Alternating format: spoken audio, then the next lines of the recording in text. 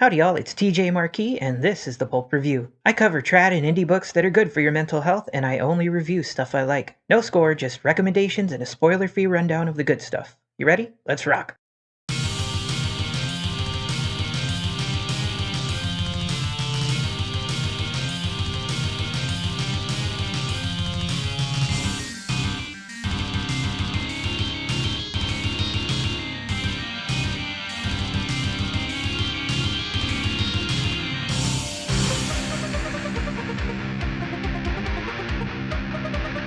Starshatter is the first book in a new, vibrant, and exciting space opera series inspired by 80s sci-fi. It is the year 2018 by Earth's calendar. The Terran Imperial Minarchy faces enemies on all sides and has but a few precious allies. Its small population, decimated by a previous pirate invasion, is now strengthened by a multitude of uplifted animal species. The humans and their newly created brothers in sentience chose to colonize fringe space, a large expanse rife with piracy, slavery, and a multitude of other dangers. Ruled by arrogant pirate lords and drug-running cartels, its current masters are poised to permanently deal with the uppity, freedom-loving Terrans, especially those in the employ of the mighty Tazaran Empire. By way of critique, we must first acknowledge that Black Knight took the time and effort to learn English in order to publish these books, which is very admirable. Overall, the language is clear, the grammar acceptable, and the copy pretty clean, but you will notice in places that aspect of thoughts having been translated. This isn't a criticism, of course.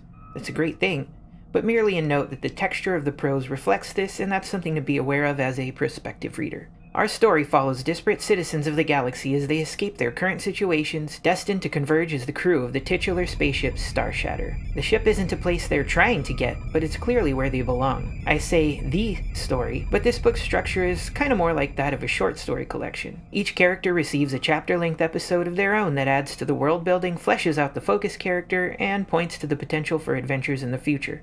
It took me a bit to get into the groove of this, having expected a typical novel structure, but I can appreciate that with this many characters it was a different and probably better way of introducing everyone, versus telling about them later or having flashback chapters. Each chapter is tight and fast-paced, and no one character's story feels like fluff. They're all interesting. The characters themselves are distinct and delightful, coming from several different races with important characteristics that I'm sure will come into play as they work increasingly as a team. Both character and world are suffused with imagination, and the overall picture of Starshatter's world is colorful and vibrant. In among all that artistry is a clear depiction of horror and evil, and Black Knight does not shy away from describing the violence our heroes suffer and inflict. My favorite of the bunch was probably Kara, a brutally captured laboratory subject confined limbless to a vat and hooked up to myriad sensors and computer components. Sounds pretty horrific, right? Her only hope is to develop her own psychic powers, a la the brain that wouldn't die, as it seems that no one else is coming to save her. It was a bit risky to make her as powerful as she gets, alongside a potential companion who is also extremely powerful, but I trust that the author will be able to make crafty use of their superpowers in future installments. All in all, it's a fun book and an intriguing world that many readers have already decided to dive into. So if you're interested in a fun space opera setup by a very passionate author, give Starshatter a try today.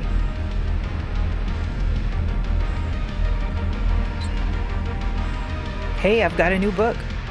Bloodbane: Quest of Lance is a fast-paced Castlevania pastiche that seeks to go deeper with fresh lore, themes, and implications for its world. A hardworking father must fight through an army of evil sorcerers to get back to his wife and daughter. Very minor lit RPG elements round out this pulpy horror fantasy adventure. Buy today and have a blast! Thanks for watching, subscribe for more, like the video because you're a wonderful person, and good journey.